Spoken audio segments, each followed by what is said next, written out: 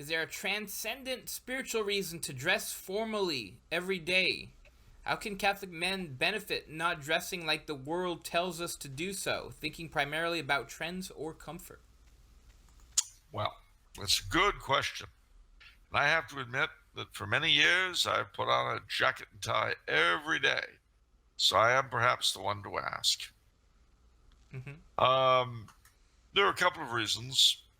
One is that, if nothing else, it is somewhat ascetical because there's a minimal amount of discomfort involved. Minimal because the longer you do it, the less you feel it. And, in the pre-show, I was asked about seersucker. And sure enough, during the hot season, there are things like seersucker and linen you can wear that'll mitigate the annoyance somewhat while maintaining the appearance. It also has to do with self-respect and also respect to the people around you and the general tone of the place. I mean, to give you an example, many's the time when I get on an airplane, I've been thanked by the stewardesses for how I dress. Really? Oh, yes. Why? And I fly a lot Yeah. because it makes them feel better. It makes them feel like what they're doing is worth something. And again, when I was a kid, and this is where a lot of my ideas of this sort of stuff were formed. When I was a kid, if people traveled, they put on a jacket and tie, or if they were women, they something good looking. Although I'm a much better expert on male dress than women's for some reason. Never having worn a dress, which I'm grateful. But I'm sure everyone else is too.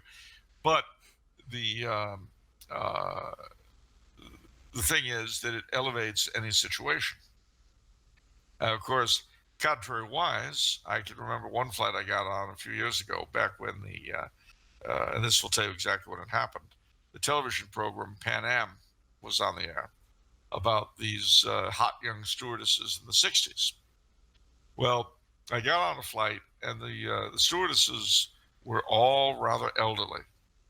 Sweet ladies, very grandmotherly, very attentive, very good at what they did, but they were all at least my age, if not older. So the fellow next to me, as I sat down, he looks at me, he looks at the stewardess as she walked by, and he says, these sure aren't the chicks from Pan Am. And I said, oh, you're wrong, sir. They are the chicks from Pan Am. And he said, oh, and I said, yes, this is what the years will do to you. And I was one of the little kids on Pan Am. Not so little anymore. But at any rate, sorry, I couldn't help that, ladies and gentlemen. But it is true. You elevate any situation if you dress well. My late father used to say that civilization began to die when waiters and bartenders were better dressed than their patrons. And I think that's a fair comment.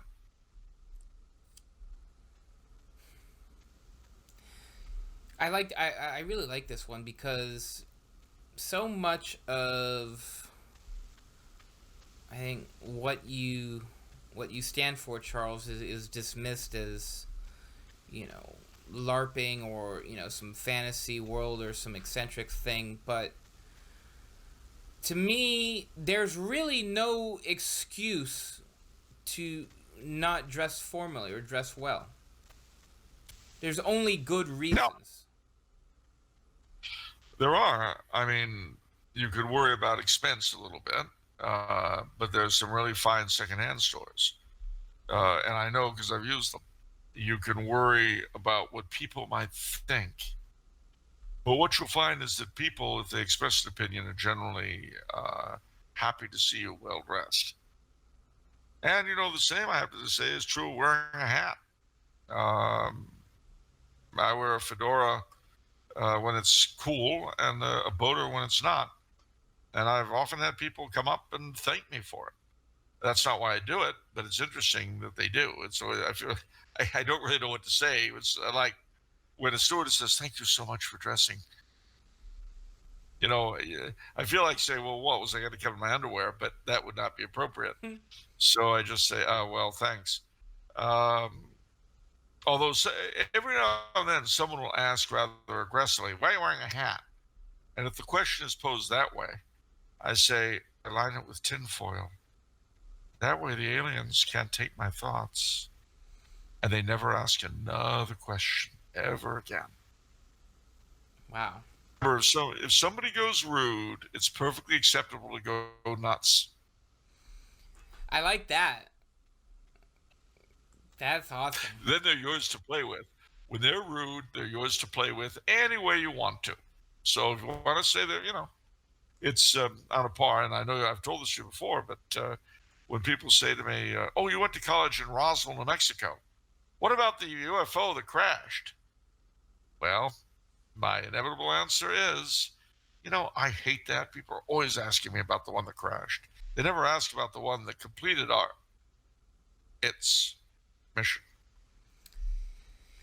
Yeah. That person wasn't rude per se. No, but it's still an odd I question. What think do I know about the UFO that I crashed? think you're just trying to come up with excuses to mess with people. I think you just inherently like messing with people. Well, no, that's And not nice. it's not nice, but it's the truth. Well, that's beside the point. It's not nice. I do like messing with people, but you got to bear in mind I come from a family that does this. Oh, We then all it's do. okay. Then it's Well, it okay. is okay. Anything Columbus do is okay. You know that. At least we've been telling ourselves that for about 4 centuries.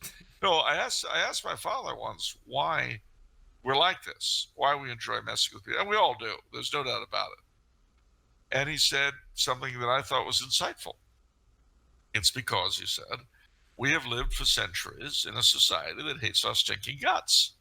Well, what can you do but give back to it what it's given you? It's kind of like Salvador Dali and surrealism. He was a Catholic, a monarchist, and a nobleman in a society that spat on all three. So he gave them melted clocks and charged them for them.